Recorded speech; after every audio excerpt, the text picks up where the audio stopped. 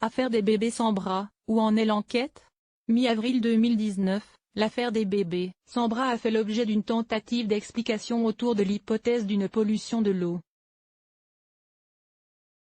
Une piste parmi d'autres. Retour sur une enquête officielle peu communicante.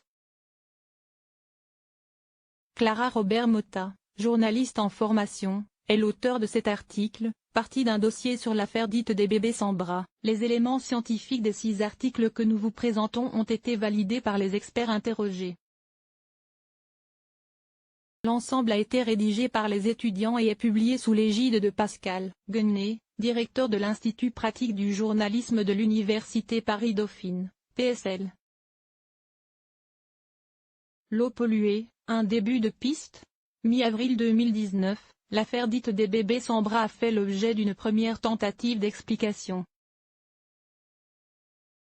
Emmanuel Amar, à l'origine de la révélation de l'affaire, estime possible une contamination de l'eau potable à l'origine des cas de malformation.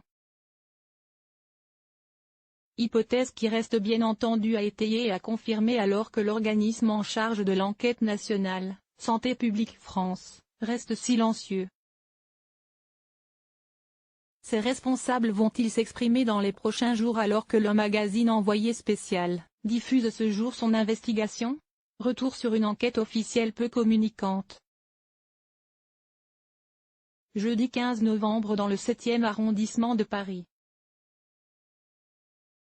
Un peu plus d'un mois après la médiatisation d'un rapport évoquant les cas de 7 bébés nés avec une malformation d'un membre supérieur, toutes les agences sanitaires nationales sont vent debout pour tenter de calmer la polémique autour des bébés sans bras. Santé publique France, SPF, annonce l'ouverture d'une grande enquête nationale, en lien avec l'Agence nationale de sécurité sanitaire de l'alimentation, de l'environnement et du travail, ANS. Il s'agit d'identifier de nouveaux cas et de possibles causes communes. 3 mois plus tard, SPF et l'ANS promettent de premiers résultats. Mais à la date annoncée, le 31 janvier 2019, toujours rien. Ni pour les médias, ni pour le public, et surtout, pas d'informations pour les familles directement concernées.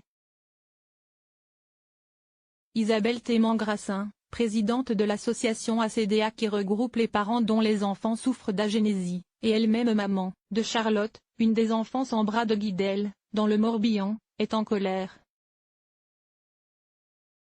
Malheureusement SPF et le ministère essaient de disparaître. L'heure est grave.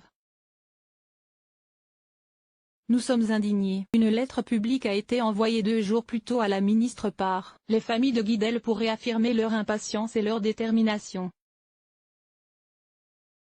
Il faut encore attendre pour que les autorités sanitaires sortent partiellement de leur mutisme. Le 12 février, un point d'étape est enfin rendu public. Au-delà d'une note d'information communiquée à la ministre le 30 janvier, les informations se limitent à l'annonce de la constitution des 2 comités, l'un scientifique, l'autre d'orientation et de suivi, qui ne se réuniront que le 21 février et en mars. La promesse de François Bourdignon, directeur général de SPF, fait aux Parisiens de chiffrer précisément le nombre de cas de malformation n'est pas, à ce jour, mis en œuvre. Des données lacunaires. Isabelle Thémant-Grassin fait partie du comité d'orientation et de suivi qui devrait être un outil d'information aux familles et à la population. Très impliquée sur le sujet, elle a été contactée plusieurs fois par SPF au sujet de l'enquête nationale. SPF n'avait même pas les contacts des autres familles touchées à Guidel, c'est moi qui ai dû leur fournir. Ils essaient de faire un travail de terrain, mais ils se retrouvent confrontés à leur manque de registres.